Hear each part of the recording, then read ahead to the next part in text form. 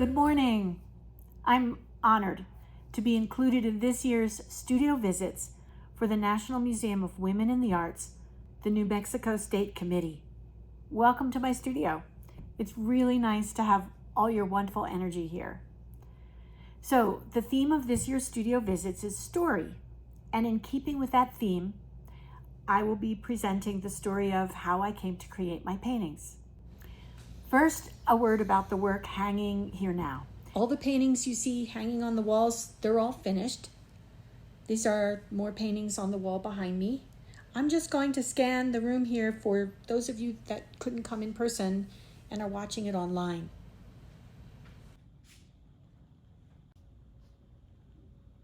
Towards the back and behind you are two large gold leaf canvases, so you can see this early stage in the process of my paintings that use gold leaf. Not all my paintings use gold leaf. The ocean paintings, you can see a few up there, aren't on gold leaf, and so they have a wider range of color, especially in the lighter values, while the gold leaf paintings naturally have a warmer, deeper color palette. The paintings I create cover a broad scope. Most visible is my passion for nature, creating landscapes along with oceans and gardens. What you may also notice is a wide range in my approach to that subject matter, sometimes using realistic styles while other times moving in the opposite direction with different degrees of abstraction. For example, on the wall over there is a painting of a night scene in Santa Fe, and I consider that realistic, while this painting I consider abstract. This is a print of the painting that's on exhibit, and so I made a print of it so I could hold it up as part of the presentation. The painting is quite large, and it's acrylic on gold leaf.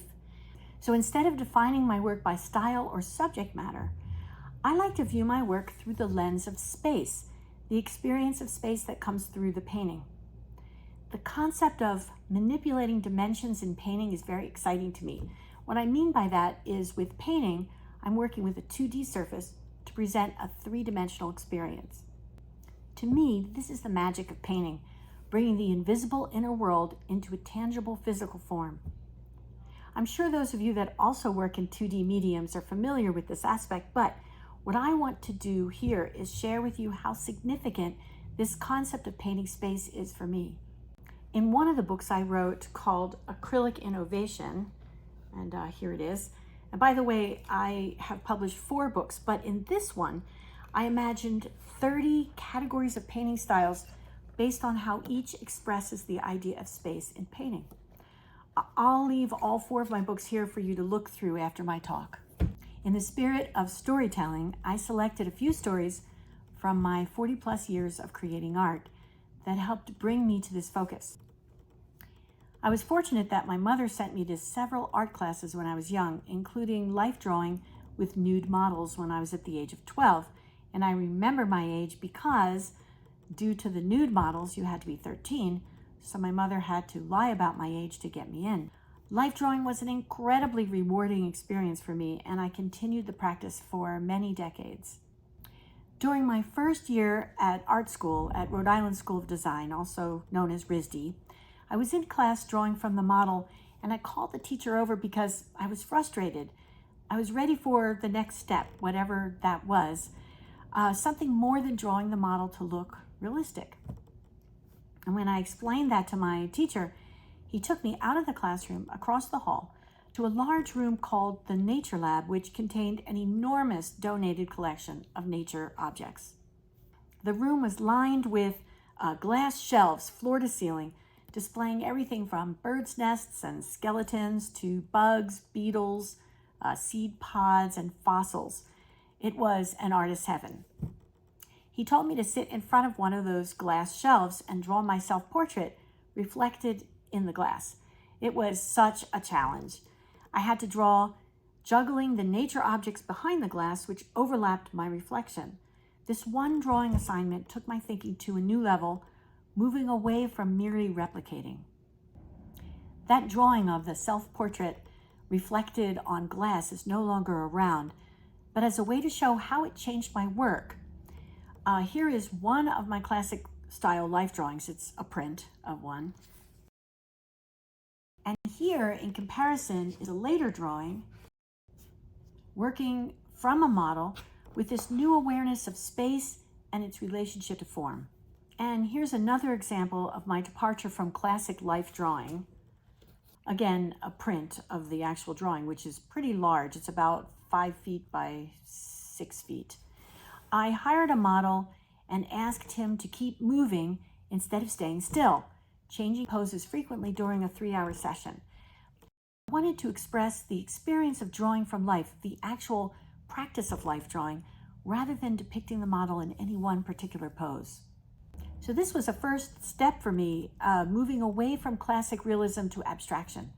But not just any abstraction, it was the idea of presenting the illusion or experience of space. Another story, adding further fuel to this idea of expressing space, happened while visiting a gallery here in Santa Fe with a friend. On display was a solo show of paintings from a local artist that I knew and admired. My friend and I were having a lively discussion about the paintings when I noticed something odd about our conversation. I was talking about the aesthetics in the work, while my friend was focused on what he perceived as the artist's intent. It felt like that famous parable where there's blind men describing an elephant and each one touches a different part of the elephant, offering different interpretations. What intrigued me was how my friend was able to describe the artist's personality in accurate detail, even though he never met him and knew nothing about him. How could he detect his personality just from the work? When I asked, he told me his theory, which I had never heard anywhere else. He theorized that the painting's background reveals the inner personality of the artist, while the forms show the outer personality or the persona. This sounded intriguing, so right after our day trip, I went to my studio to see how and if this played out in my work. Here's one of the paintings I was making back then. This was about 20 years ago. This painting is entitled Cosmic Haze, and it was part of a series that was inspired by an article that I read about the trash we were dumping from the rockets we were sending into outer space. It felt wrong or disrespectful to leave our trash just floating around. I used this as a metaphor for pollution in general, noise pollution and even psychological pollution, like people who dump their negative emotions onto others. Viewing this painting from the perspective of my friend's theory, I could see the space felt crowded with too many forms coming forward and not much perceived room to go back into the depths. If the space is my inner self, it was being crowded out by the events happening around me. That's the way I interpreted it. This was about the time that I started a meditation practice, and when this painting emerged, I became more aware and more interested in painting space than forms. I was intrigued by a type of abstract space rather than realistic. I didn't realize what this painting meant until much later. I found it funny that unconsciously I was literally pushing the forms off the canvas. You can see how the vase is just moving off the edge. This also brought me to realize that our subconscious stories can enter the work without us even being aware. So instead of pushing the forms off the canvas like I did in that last painting, here is a progression. Here I framed the space with architectural elements like doors and windows. The architecture isn't quite solid, but seen more as fragments. I had an interest in science and metaphysics also, which brought this about. I love the idea that objects in our physical world are really just particles and waves, and that our thoughts are energy and can affect the physical world. So I presented physical reality as more fluid and less concrete. I wanted it to appear as though the buildings and forms were slowly dissolving in space, as if they were wearing away with time, and also reflecting how they were becoming less of a focus for me. I eventually minimized form as much as possible to emphasize space and found that water imagery, here's an example, gave the idea of form while still emphasizing space. Here's another example from my ocean series. This was purchased by the Santa Fe Convention Center and is permanently on display there. This one is on gold leaf as opposed to the one previous to this. I started working with combining gold leaf and acrylic paint along with the ocean and wave imagery. Gold leaf adds a certain ethereal element and accentuates the spatial quality. I'm often inspired by historic Asian screens and woodcut prints. In addition to the gold leaf from the previous piece, there's also two other aspects from Asian work that I also use in my paintings. One is strong vertical compositions that move snake-like from bottom to top. And this painting has that concept in it. Another aspect from Asian work that inspires me is how empty space is presented so boldly. This painting of mine is an example. I found many Asian images that had just a hint of landscape with mostly empty space and were very powerful that way. Here's a recent painting using those same concepts. When the weather is right, I head out to gardens, lakes, forests, and work on small studies with oil pastels. You can see some of them on the wall right there. There's a grouping of 3. I lived in Rome, Italy for my last year of undergrad school, where I made hundreds of small outdoor studies. And then later, moving to Santa Fe from New York City, brought mountains and the significance of water to my work, adding landscape themes to my abstractions. Present in all my work is this lifelong passion for nature.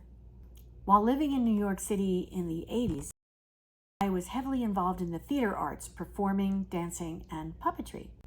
I built props, costumes, and stage sets for Broadway shows and film, and then performed my own shows in theaters along the East Coast for a couple of years. This is a scene from Alice in Wonderland, an independent film for which I was hired to create the costumes and sets. And here's an image of the fish next to the film's director so you can get a feel for the size of the fish. And inside of those costumes are dancers. And I remember the first time the dancers put them on, they were just standing there on the set and were reluctant to move like a fish. So I put one on and showed them they were made of thick foam and leaped up and flung myself on the ground. I don't think I could do that now. Writhed around, and it got them inspired to actually look like fish.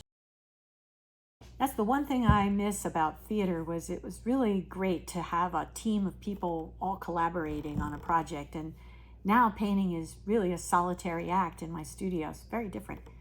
But I do take a lot of what I learned in the theater and working on the stage, into my paintings. That film was particularly unusual. I just want to describe it because it was pretty innovative back then. It was made with 2 separate films. So instead of one continuous film, it was made in 2 separate parts. And each film was shown on a boat floating in the lake in Prospect Park in Brooklyn. The boats were choreographed to go along with the dialogue. So for example, when it was Alice in Wonderland, when Alice fell out of the boat into the water, one film showed her falling and the other showed the underwater scene. I made a tortoise, a lobster, Alice's costumes, and all the sets.